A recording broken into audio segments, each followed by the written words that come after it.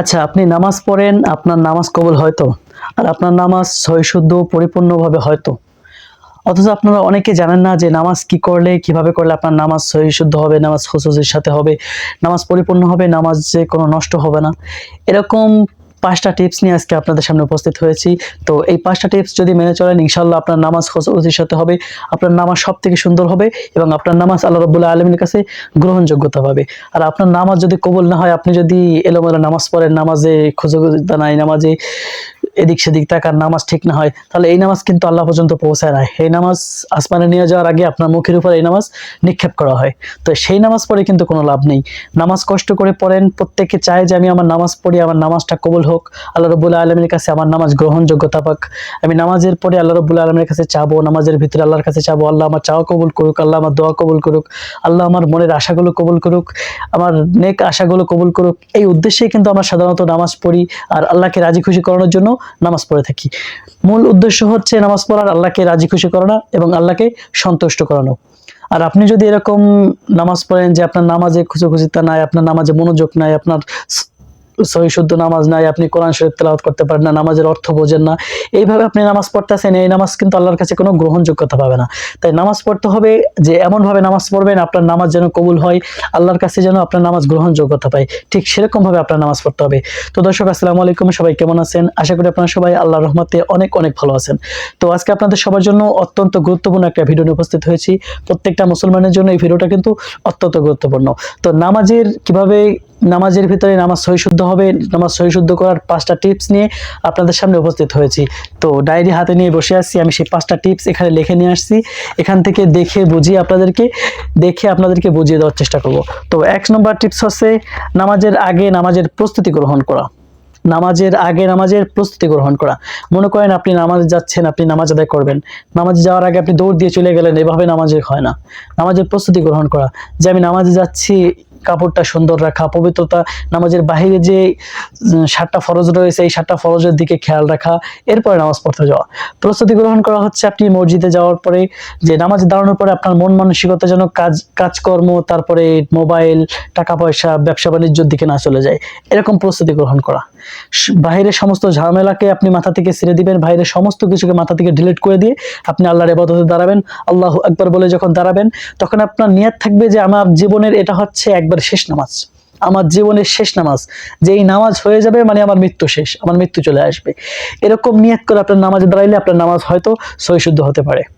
নিয়ত রাখতে হবে যে আজকে যে নামাজটা আমি পড়তেছি, আজকে যে নামাজে দাঁড়াইছি, এটা হয়তো আমার জীবনের শেষ নামাজ, এরপরে আবার নামাজ পড়ার সুযোগ নাও হইতে পারে। তো শেষ নামাজটা আদায় করবেন, তো আল্লাহকে রাজি খুশি করার জন্য আদায় করবেন, অন্য কোনো দিকে মনোযোগ দেওয়া যাবে না। ঠিক সেইভাবে আপনার নামাজ পড়তে হবে।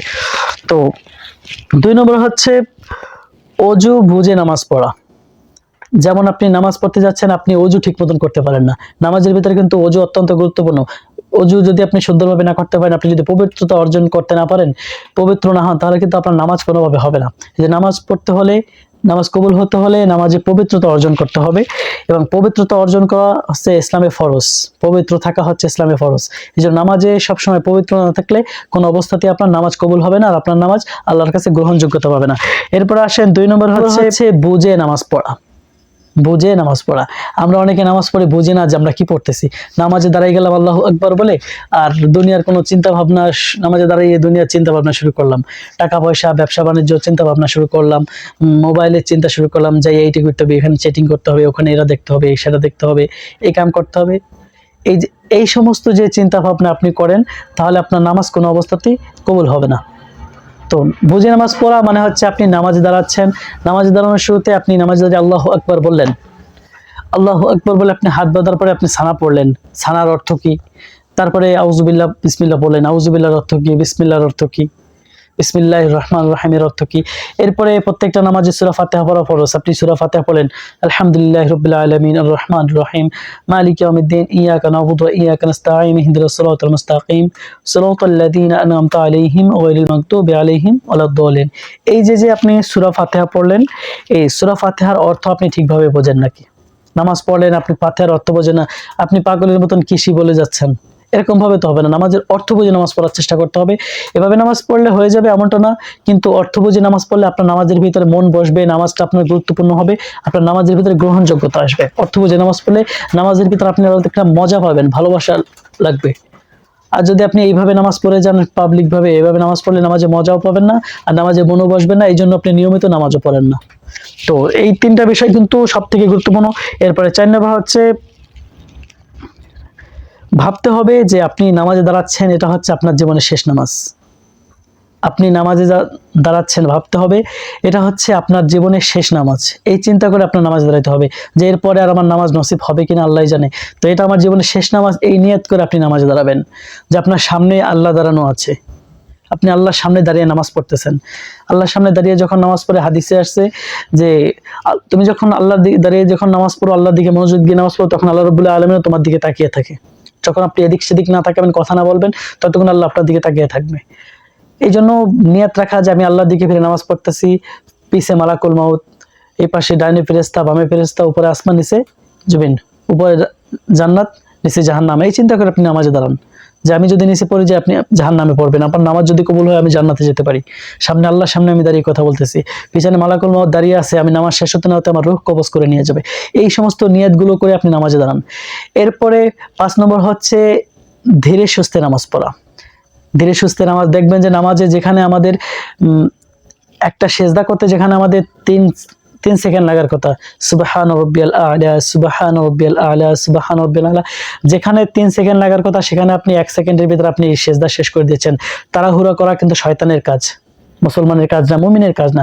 তাড়াহুড়া করে নামাজ পড়া শয়তানের কাজ।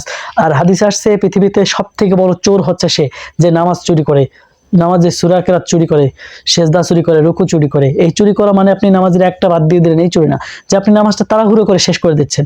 এই যে আপনি নামাজটা পড়তেছেন, এরকম ভাবে নামাজ পড়লে কোনোভাবেই আপনার নামাজ গ্রহণযোগ্য হবে না। নামাজে সবসময় আপনি ধীরে সুস্থতা বজায় রাখা, সেজদায় গিয়ে আল্লাহর কাছে চাওয়া, সেজদায় গিয়ে বারবার দোয়া করা।